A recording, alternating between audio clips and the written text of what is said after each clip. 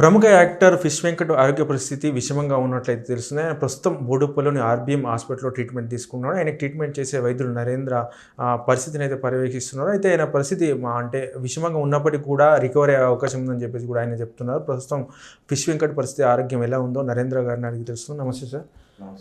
చెప్పండి సార్, ఎట్లా ఉంది ఫిష్ వెంకట్? ఆయనకు ఎండ్ స్టేజ్ ఆఫ్ కిడ్నీ డిసీజ్లో ఉన్నారండి. స్టేజ్ 5లో ఉన్నారు. మా నెఫ్రాలజిస్ట్ టీం కూడా చూస్తుంది.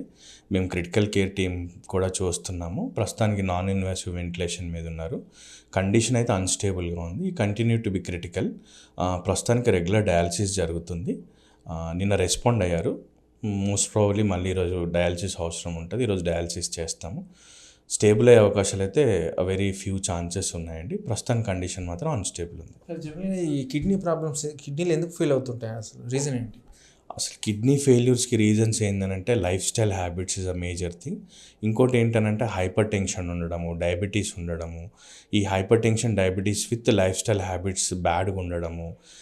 ఆల్రెడీ కిడ్నీ ప్రాబ్లం ఇన్ఫెక్షన్స్ వల్ల కూడా రావచ్చు. ఆయన రెండు కాళ్ళకి ఇన్ఫెక్షన్ అయింది. దాంతోపాటు ఆయన లైఫ్ స్టైల్ హ్యాబిట్స్, ఆయనకు షుగర్ ఉండడము, బీపీ ఎక్కువ ఉండడం వల్ల కిడ్నీలు ఆల్రెడీ దెబ్బతిని ఉన్నాయి. ఆల్రెడీ కిడ్నీలు దెబ్బతిన్న తర్వాత ఆయన డయాలసిస్ రెగ్యులర్ జరుగుతుంది. రికవర్ అయ్యారు వేరే హాస్పిటల్లో. రికవర్ అయిన తర్వాత ఇంటికి వెళ్ళారు. రెగ్యులర్ డయాలసిస్లో ఉండడం, ఇర్రెగ్యులర్ డయాలసిస్ చేయించుకోవడం, మళ్ళీ లైఫ్ స్టైల్ హ్యాబిట్స్ మార్చుకోకుండా ఉండడము. సో లైఫ్ స్టైల్ హ్యాబిట్స్ అంటే ఏం చేయాలి, ఏం చేయకూడదు? స్మోకింగ్ అంటే కానీ, ఆల్కహాల్ అంటే కానీ, డ్రగ్స్ కానీ, లేకపోతే ఇంప్రాపర్ మెడికేషన్, అన్హైజీన్గా ఉండడము. డాక్టర్స్ చెప్పిన అన్ని ప్రాపర్గా పాటిస్తే డయాలసిస్ పేషెంట్స్ కూడా సర్వైవల్ ఉంటుందండి. డయాలసిస్ చేసుకుంటూ చాలామంది కొన్ని సంవత్సరాలుగా నడుస్తూనే ఉన్నారు. అంటే నీరు సమృద్ధిగా కూడా తాగాల? యాక్చువల్లీ కిడ్నీ పేషెంట్స్కి నీరు లీటర్న్నర ఇంక్లూడింగ్ ఫుడ్ తీసుకోవడం జరుగుతుంది. ఎక్సెస్ అమౌంట్ తీసుకున్నప్పుడు, వాల్యూమ్ ఓవర్లోడ్ జరిగినప్పుడు ఆల్రెడీ కిడ్నీ ఫిల్టర్ చేయలేకపోవడం వల్ల ఆయాసం లాంటివి రావడం, ఇన్ఫెక్షన్ లాంటివి రావడం వల్ల నాన్ ఇన్వాసివ్ వెంటిలేట్ చేసి మళ్ళీ డయాలసిస్ చేసే పరిస్థితికి ఏర్పడుతుంది అన్నమాట. జనరల్ కిడ్నీ పేషెంట్స్ ఎంత ఫాస్ట్గా డెటరేట్ అవుతారో అంత ఫాస్ట్గా ఇంప్రూవ్ అయ్యే అవకాశాలు ఉంటాయి. ఇప్పుడు జనరల్గా ఒక మనిషికి బీపీ ఉంది, షుగర్ ఉంది. సో వారికి మన కిడ్నీ ఫెయిల్ అయ్యే అవకాశాలు ఎలా ఉంటాయి? ఎంత శాతం?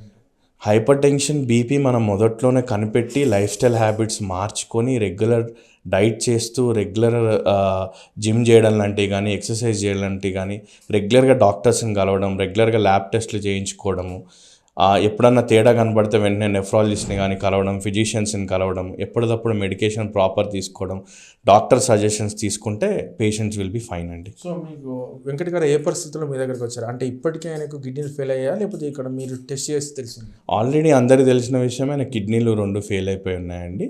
ఆయన వచ్చినప్పుడు కూడా అన్కాన్షియస్లో ఉన్నారు. హిమోగ్లోబిన్ లెవెల్స్ కూడా చాలా తక్కువ ఉన్నాయి. ఇన్ఫెక్షన్ లెవెల్ చాలా ఎక్కువ ఉంది. ఆయాసంతో అన్కాన్షియస్ లెవెల్లో వచ్చారండి. ఒక డయాలసిస్ చేశాము. దాని తర్వాత కొద్దిగా రెస్పాండ్ అయ్యారు. మళ్ళీ డయాలసిస్ చేసాం, మళ్ళీ కొద్దిగా రెస్పాండ్ అయ్యారు. కానీ నిన్నటి నుంచి కొంచెం మళ్ళీ ఆ జీసీఎస్ అనేది కొంచెం తగ్గింది. దానికోసం కూడా మనం మెడిసిన్స్ అన్ని అప్గ్రేడ్ చేసాము. డయాలసిస్ ఈరోజు మధ్యాహ్నం చేస్తాం. Under nephrologist opinion we are doing it. ఒకవేళ కిడ్నీ ట్రాన్స్ప్లాంటేషన్ చేస్తే ఎట్లా ఉంటుంది ఆఫ్టర్ వెల్త్? మొత్తం స్టేబుల్ అయిన తర్వాత after taking higher doctors consultants, nephrologist opinion తీసుకొని చేస్తే బాగుంటుంది. At and higher centre, transplant centres ఉంటాయి. Our centre is not a transplant centre అండి, అది హయ్యర్ సెంటర్లో చేస్తే బాగుంటుంది. సో ఇప్పుడు ఫిష్ వెంకట్ గారికి డోనర్ ఏమైనా దొరికారా? అంటే చాలామంది వాళ్ళ బంధువులు కావచ్చు, వాళ్ళ వైఫ్ కావచ్చు, కొడుకులు, వాళ్ళ బ్లడ్ గ్రూప్స్ మ్యాచ్ అవ్వట్లేదు అని చెప్పి అంటున్నారు. అది వాళ్ళ ఫ్యామిలీ పరంగా ఎవరిది మ్యాచ్ అవ్వలేదని చెప్తున్నారు. And they are trying through government also అట అండి. నేనైతే వాళ్ళకి చెప్పాను, స్టేబుల్ అయిన తర్వాత వరకు అయితే వెతికి పెట్టుకోవడం మంచిదని చెప్పాను. They are trying through their personal people అన్నమాట. సో ఫైనల్గా ఎట్లా ఉంటుంది ఫిష్ వెంకట్ గారి పరిస్థితి? ప్రస్తుతం అయితే ఆందోళనకరంగా ఉంది. సో ట్రాన్స్ప్లాంటేషన్ వెంటనే చేయాలా, టైం తీసుకోవచ్చా? ఇట్లా స్టేబుల్ అయిన తర్వాత కిడ్నీ డోనర్ దొరికితే చేసుకోవడం వల్ల మంచి ఉపయోగాలు ఉంటాయండి. అది హయ్యర్ సెంటర్లో చేస్తారు. ట్రాన్స్ప్లాంట్ సెంటర్స్ ఉంటాయి, అక్కడ చేస్తారు. అది బెటర్గా ట్రాన్స్ప్లాంట్ సర్జన్స్ చెప్పగలుగుతారు. థ్యాంక్ యూ అండి. Thank you. చూశారు కదా, ఫిష్ వెంకట్ గారి ఆరోగ్య పరిస్థితి స్టేబుల్కి వచ్చిన తర్వాత కిడ్నీ ట్రాన్స్ప్లాంటేషన్ చేసుకోవచ్చు అని చెప్పేసి కూడా నరేంద్ర గారు చెప్తున్నారు. అయితే సరైన డోనర్ దొరికితే ట్రాన్స్ప్లాంటేషన్ చేయడానికి అవకాశం ఉంటుందని, ప్రస్తుతం అయితే ఆరోగ్య పరిస్థితి క్రిటికల్గా ఉన్నప్పటికీ కూడా స్టేబుల్ అయ్యే అవకాశం ఉందని చెప్పేసి వారు చెప్తున్నారు. కెమెరామెన్ రాజేంద్రతో శ్రీనివాస్, వండే Telugu, Hyderabad. Subscribe to One India and never miss an update.